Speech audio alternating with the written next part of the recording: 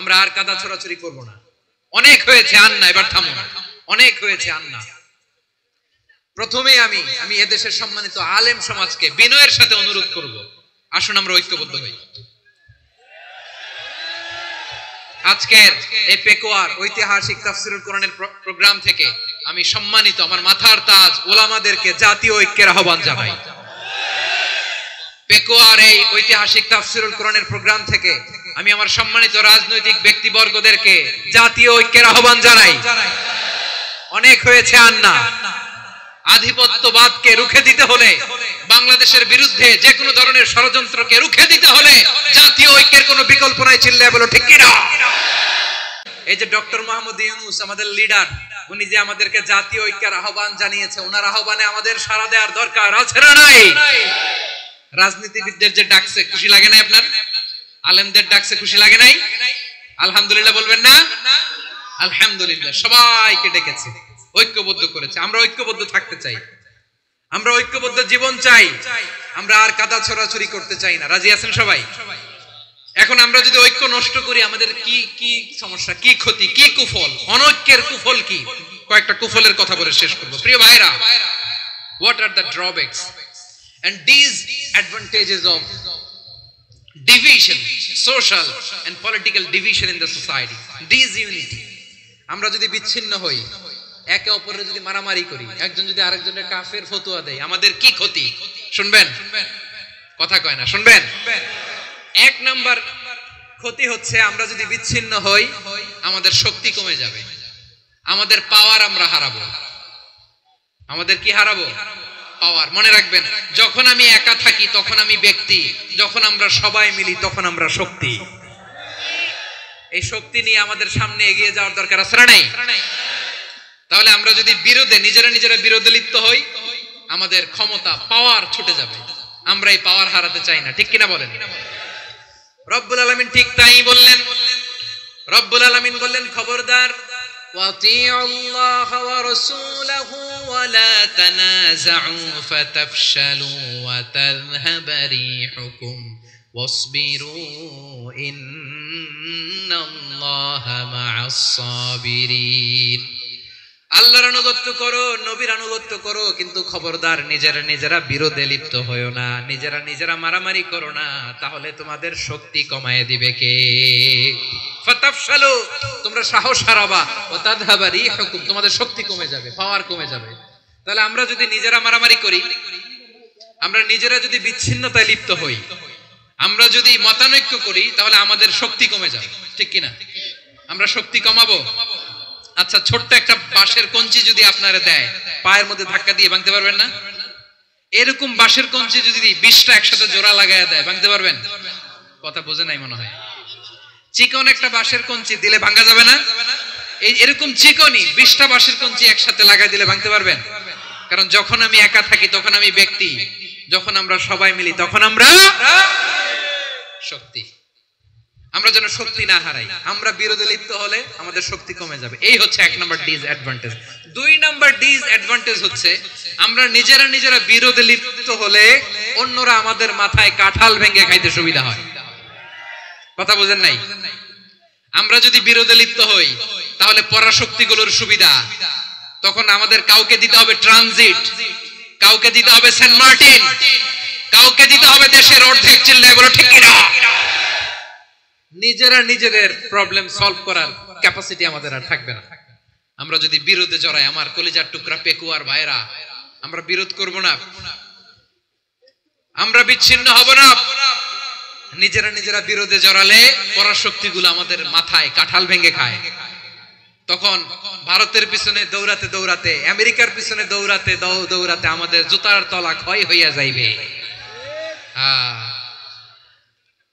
নিজেদের problem solve করা যাবে না। আমরা যদি অন্যের পিছনে না দৌড়াতাম আর এই বিরোধকে থামাতে পারতাম, বাংলাদেশ আজকে যেখানে আছে তার কমপক্ষে 50 গুণ সামনে থাকতো। চিল্লায় বলেন ঠিক কিনা? তাহলে এক নাম্বার ক্ষতি হচ্ছে আমাদের পাওয়ার লেস হয়ে যায়, আমরা দুর্বল হই যদি আমরা বিরোধ করি। দুই নাম্বার হচ্ছে পরাশক্তিগুলোর সুবিধা নেয়। তিন নাম্বার হচ্ছে আমাদের উন্নয়ন, দেশের উন্নতি, অগ্রগতি, এটা স্থবির হয়ে যায়, এটা বাধাগ্রস্ত হয়। প্রিয় ভাই, ইউনিটি ঐক্য হচ্ছে একটা দেশের উন্নয়নের মূল ভিত্তি। দুইজন কইছে ঠিক, এদিকে এখন কয়েকজন কইছে ঠিক। ঐক্য হচ্ছে একটা দেশের, কোন দেশের উন্নয়ন অগ্রগতির মূল ভিত্তি, ঠিক কিনা বলেন?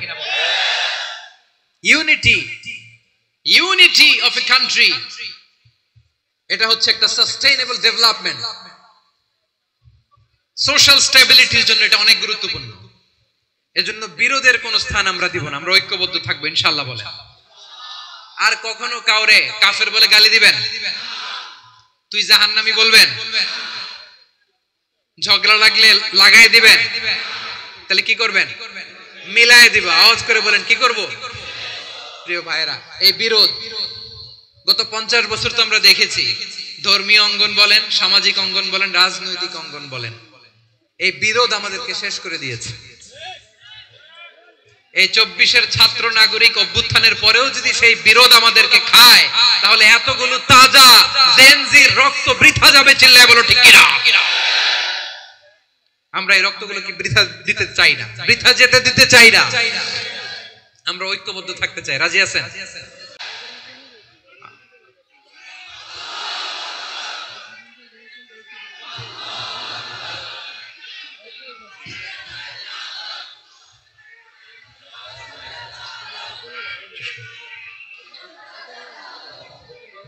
আমার প্রিয় ভাইয়েরা, আমার ভাইয়েরা,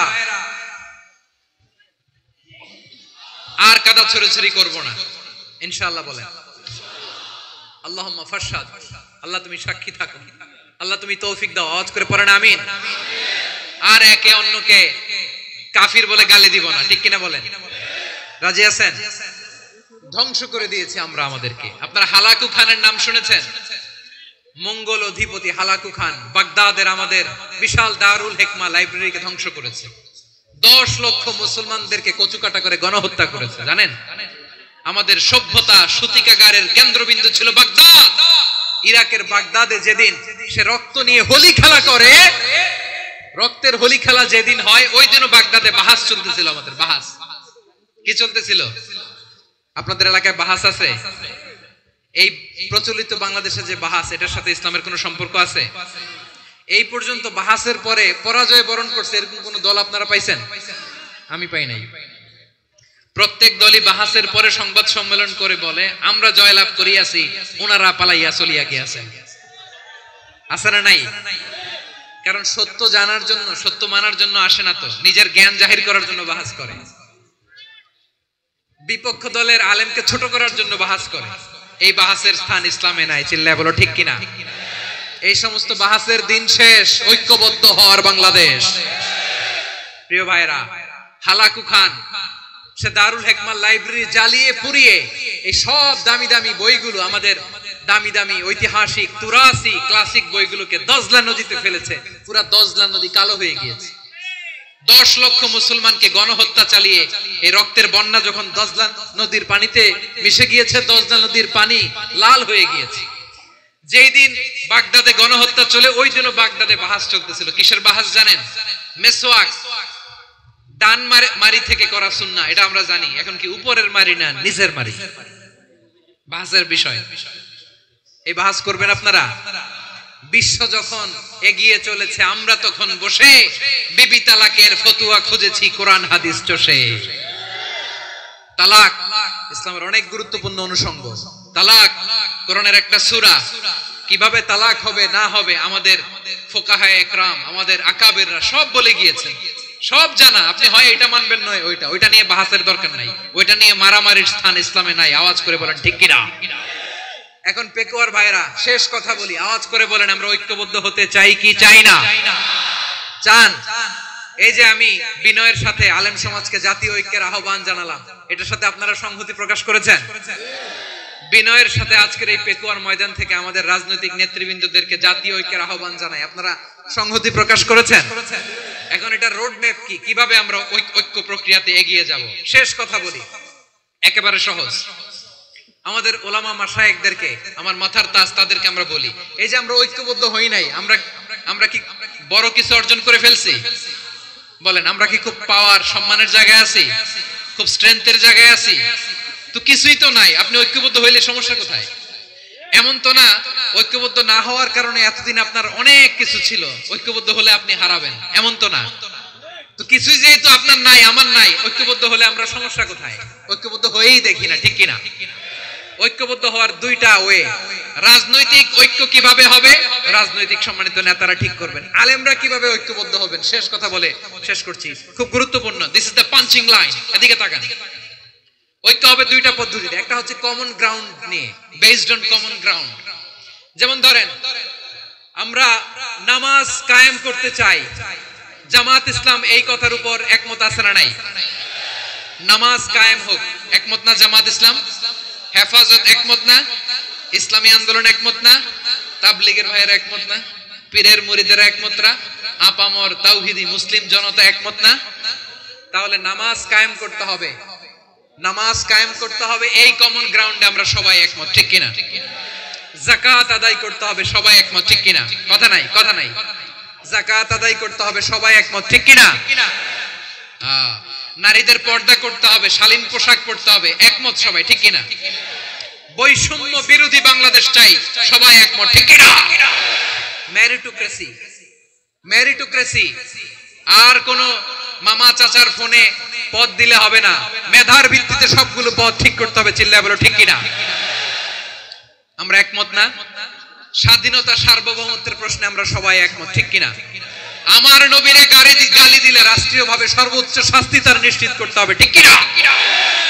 এরকম 10টা কমন গ্রাউন্ড আমাদেরকে, 1 2 3 4 5 10, এই 10টা কমন গ্রাউন্ডে আমরা সবাই এক। এই ইউটিউবার, এই যে ইউটিউবার, এই এদিকে তাকাও। 10টা কমন গ্রাউন্ডে আমরা সবাই এক। এই 10টা কমন গ্রাউন্ডকে সামনে রেখে বিশাল জনসমাবেশ করেন সোহরাওয়ার্দীর ময়দানে, সবাই আসেন।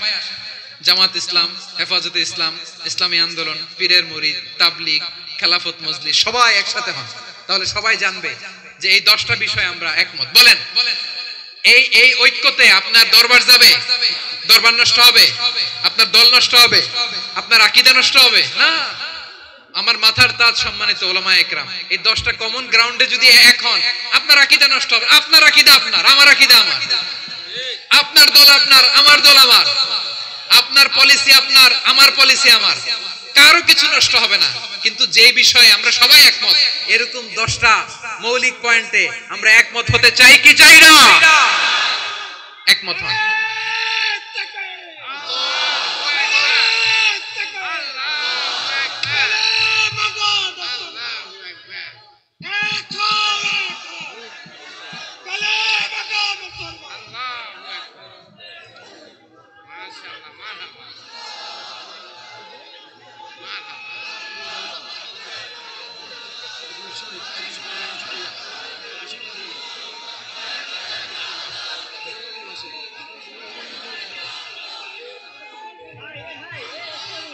আমার পেকুয়ার ভাইরা, তাহলে ঐক্যবদ্ধ হওয়ার 1 নম্বর পদ্ধতি বেসড অন কমন গ্রাউন্ড।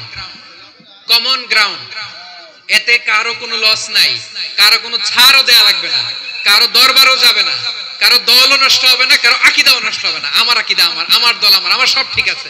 শুধু এই বিষয়ে আমি একমত, তুমি একমত, তুমি একমত, তো আমরা সবাই একসাথে বসে জানান দেই যেগুলোতে আমরা একমত, শোডাউন করি।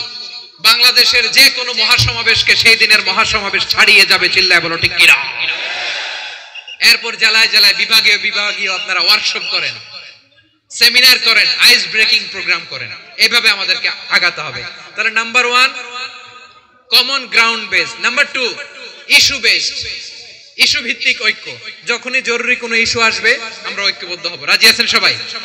সবাই রাজি আছেন? আল্লাহ তাআলা আমাদের সবাইকে ঐক্যবদ্ধ জীবন ধারণের তৌফিক দান করুক, আমরা পড়ি আমিন। আজকের এই তাফসীর প্রোগ্রামকে আল্লাহ কবুল করুক, আমরা পড়ি আমিন।